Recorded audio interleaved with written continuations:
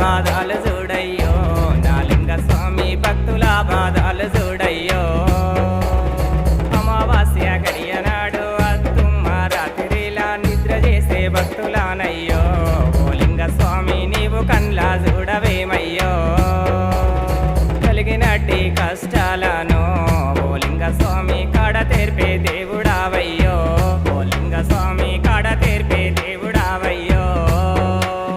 శంభు మీద శంభు పెట్టి శంభులో చామంతి పెట్టి శంభు పూజలు చేసినప్పుడు